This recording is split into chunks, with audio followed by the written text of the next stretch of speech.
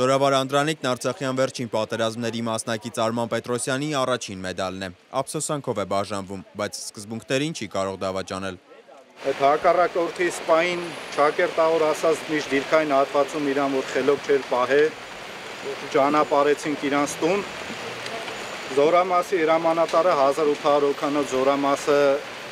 շարարապարակում հավաքելուց հետո հպարտության խոսքեր ասեց, որոնք ես չեմ մոռանում ու ցավով եմ կոնկրետ այս մեկը տալիս։ Հետո նաև 2016 թվականին ապրիլյան քառօրյա ռազմական գործողություններին է մասնակցել, ինչի համար եւս պարգևատրվել է մեդալով։ Դրանից հետո պարբերաբար ընկերների հետ մարզումներ է կազմակերպել, որ հնարավոր մարտական գործողություններին պատրաստ լինի։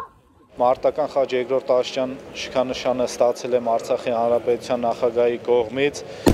Արեգասարի վրա գրոհ իրականացնելու եւ ակտիվ մասնակցություն ունենալու, ինչպես նաեւ հակառակորդին 140 մոտ զոհ ենք պատճառել մեր ջոկատի տղաներով, ինչպես նաեւ զինտեխնիկաներ ենք ոչնչացրել։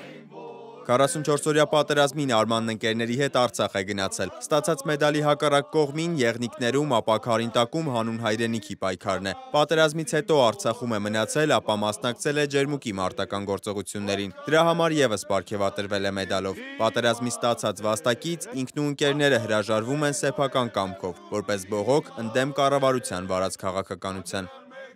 Մենք այս շքանշանները ստացել ենք 44-օրյա պատերազմի ժամանակ մարտական գործողություններին մի մասը հյուսիսային ուղղությամբ եղնիկներում մասնակցելու համար եւ մենք չենք կարող այս շքանշանները այլևս կրել այն պարագայում, երբ ամեն արժեք, ամեն գաղափար, ամեն զոհողություն, որ դրված էր այս շքանշանների հիմքում, զրոյացվել է։ Սկսեցին հրաժարվել պայքարի ձևերից, ամենացավալին այն է, որ սկսեցին հրաժարվել մեր ինքնությունից, ազատությունից եւ պայքարելու իրավունքից։ Դրա պատճառով է, որ այսօր այստեղ ես իմ մարտական ընկերների հետ եկել ենք ի նշան բողոքի ձայն բարձրացնելու։ Դրա միջոցն է մեր մեդալները եւ շքանշանները յետ վերադարձնելը։ Հասկանալի ու ողջունելի է համարում պատերազմի մասնակից 7 տղաների բողոքի այս քայլը ընդդիմադիր պատգամավոր Իշխան Սաղաթելյանը։ Անընդհատ փորձում են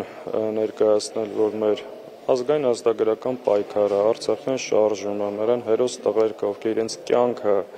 նվիրել են, զոհաբերվել են հանուն հայրենիքի, արել են հանուն ոչնչի։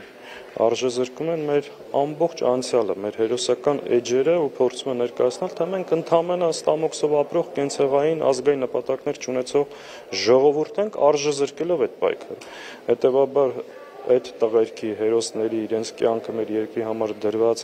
ազատամարտիկների հետ քայլը շատ հասկանալի է ու ողջունելի։